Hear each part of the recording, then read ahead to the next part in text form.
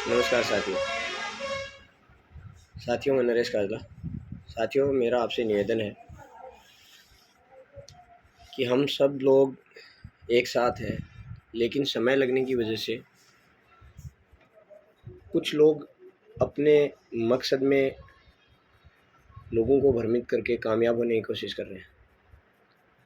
उसमें कुछ लोग अपना निजी स्वार्थ देख रहे हैं। यदि आप लोगों को हमारे ऊपर भरोसा है, कमेटी पर भरोसा है, हम लोग आपका भरोसा टूटने नहीं देंगे। लोग चाहे कुछ भी बोले, जो हकीकत है वो आप लोगों के सामने आज नहीं तो कल आ जाएगी।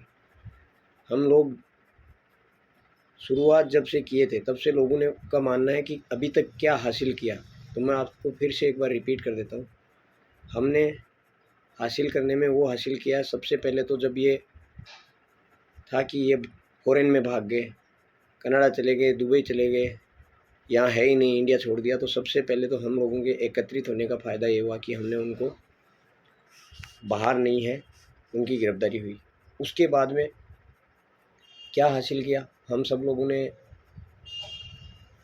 एक कमेटी का संगठन किया। उसके थ्रू हमने एक दूसरे पे जो एफआईआर होती है, उससे क्या होता है, इतने ज़्यादा क्रिमिनल हो जाएंगे कि हम सोच भी नहीं सकते। और उसमें क्या होगा, हम अपने जिस भी आदमी ने मेरे को निवेश करवाया वो मेरा नोन था।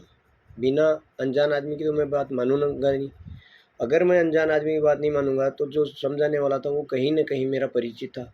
अगर मैं एफआईआर करता हूँ तो अपने ही परिचित के ऊपर करता हूँ और वाया वाया करके कंपनी पे जाता है, तो उसमें नुकसान हमारा ही हो रहा था। तो हमने ये समझाने की कोशिश करी कि आप इस तरह से करोगे तो कम से कम जो मेरे 7-8 हज़ार फौजी भाई हैं उनकी सर्विस पे, और जो टीचर्स अध्यापक लोग जो पुलिस प्रशासन में हैं उन लोगों ने भी निवेश किया है और अपने साथियों को, अपने रिश्तेदारों को निवेश करवाया है। उनकी नौकरियों पे इफ़ेक्ट पड़ता है। अब आप लोग इसमें ये सोचेंगे कि हमारा पर्सनल बेनिफिट है। हमने सब लोगों के लिए सोचा तभी हमने ये कार्यवाही की है, बहुत सोच समझ कर कार्यवाही की है। अब जो लोग भ्रमित कर रहे हैं उनका मकसद हम सब लोगों को पता है। और यदि इसी में लोगों का मानना है कि हम आज 8 महीने हो गए अब रुका नहीं जा रहा है, तो साहब 8 महीने हमने दिए हैं। हमने अपना घर परिवार छोड़ के आप लोगों के लिए, हम इसमें हमारा पर्सनल भी है, सबके लिए भागा दौड़ी करके ये कोशिश की है कि हम इसको ट्रैक पे लाएं। इतना बड़ा सिस्टम जो क्रैश हो गया उसको ठीक करें और वापस लाइन पे लाके हम लोग समझौता करके, और ये एक बड़ी मुहिम है जिसमें हम सफल हों और लोगों का हिसाब कराने में कामयाब हों। तो मैं मानता हूँ कि इसमें हर तरह के लोग हैं, हर तरह से पीड़ित हैं, बहुत ज़्यादा पीड़ित हैं। उनको आज इमीडिएट उनको कुछ न कुछ मदद चाहिए, लेकिन वो मदद जब कंपनी से ही हो पाएगी। ये मैंने पहले भी समझाने की कोशिश करी है कि आपको इस तरह से भ्रमित किया जाएगा कि फला व्यक्ति को इसमें घसीटो, ये करो वो करो, उससे कुछ नहीं होगा। हमें पैसे कंपनी से लेने हैं, कंपनी से ही हमें, हमारा निवेश कंपनी में ही हुआ है और उस कंपनी ने ज़मीन में निवेश किया है, कुछ उनके अकाउंट्स में पड़े हैं, तो वो सारा का सारा हम सब लोगों को अभी सब कुछ ध्यान में है। जब सब लोगों ने एकत्रित होकर धरने में आए तो आज जो लोग इस तरह का बर्ताव कर रहे हैं वो कभी आए नहीं, और उनके पीछे भी एक मंडली है जो उनको प्रोटेक्ट कर रही है। वो अपने पर्सनल बेनिफिट के, निजी स्वार्थ के चलते ऐसा कर रहे हैं। तो मेरा आप लोगों से निवेदन है कि आप सोचें समझें।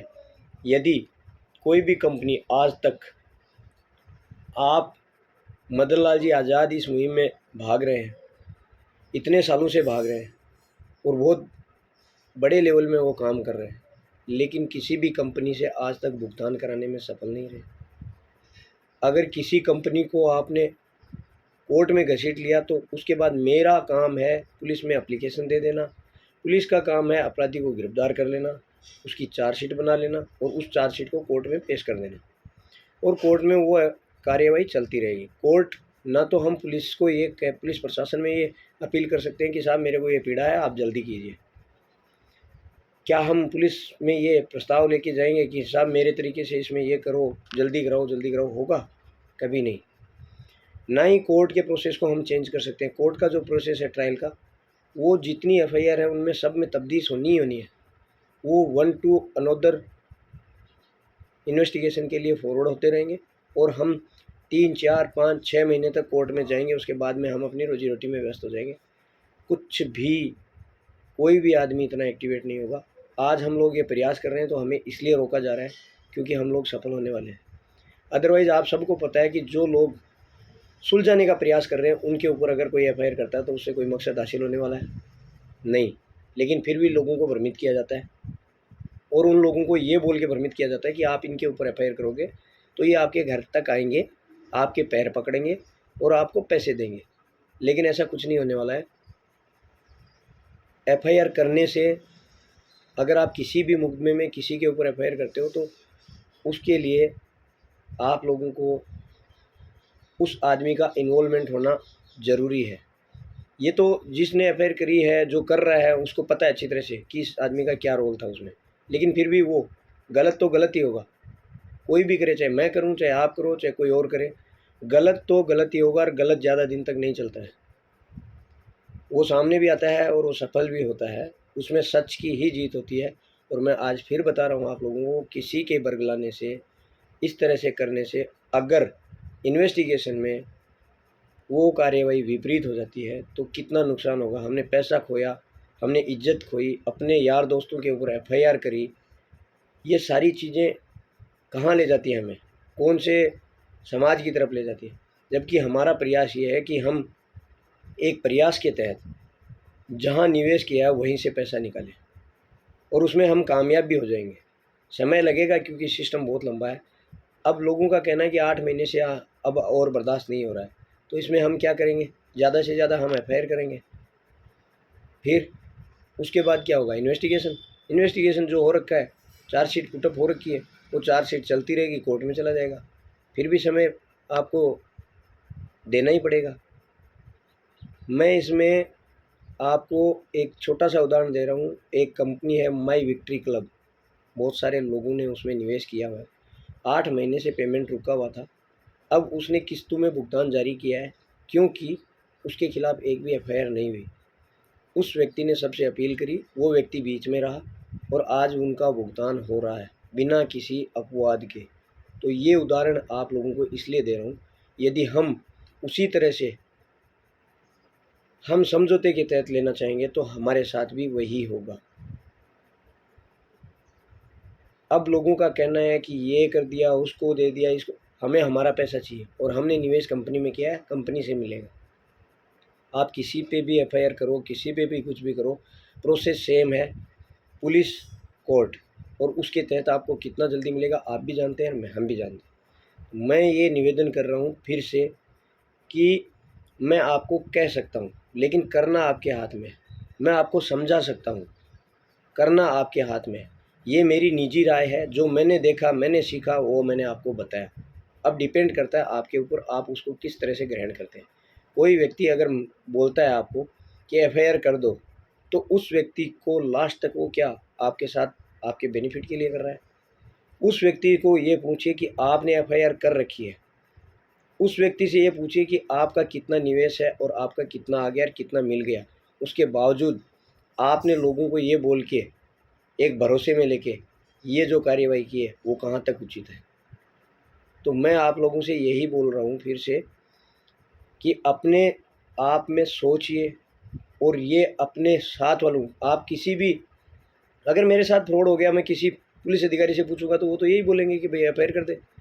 उनको ये तो नहीं पता ना कि प्रोसेस क्या है, कौन क्या कर रहा है, कहाँ तक पहुँचे हैं, कहाँ निवेश किया और उसके बदले में क्या पड़ा है। एक हाई कोर्ट नागपुर की जज वकील साहिबा ने जो ये बोला है, बयान दिया है, तो उनका खुद का निवेश है। आप सोचिए, क्या वो कोर्ट में एफआईआर नहीं कर सकते? कर सकते हैं, लेकिन उनको अच्छी तरह से पता है कि कोर्ट का प्रोसेस लंबा है। यदि बाहर आज मुझे मेरा अमाउंट मिलता है या उसके बदले में ज़मीन मिलती है तो भी उसमें नुकसान नहीं है। इसलिए उन्होंने अपना स्टेटमेंट जारी किया और बहुत लोगों को समझ में भी आया। और मैं आप लोगों से फिर निवेदन करूंगा कि एक बार सोचें समझें और फिर कार्यवाही करें। अगर 8 महीने हो गए, आज मैं अगर फिर कोर्ट में जाता हूँ तो ये गारंटी कौन दे रहा है कि मैं अगले 1 साल में ये काम करवा दूँगा। सबको पता है हमारा कानून कितना अच्छा है, इसलिए बार बार मैं आप लोगों के सामने रिपोर्ट ये दो, क्या चल रहा है, वो चल रहा है। बहुत सारे लोग काम कर रहे हैं, क्योंकि सबको पता है अपनी ज़िंदगी की पूरी कमाई दे दी है। बहुत सारे फौजी भाई हैं इसमें, कुछ असामाजिक तत्व इसमें सम्मिलित हो जाते हैं और वो बरगलाने की कोशिश करते हैं। तो हम आप लोगों को निवेदन कर सकते हैं, आप लोगों की अपनी सोच आपके काम आएगी, आप लोगों की समझ आपके काम आएगी। आपसी व्यवहार ना खराब करें, विचार विमर्श करें, उसके बाद जो आपको उचित लगे वो करें। धन्यवाद।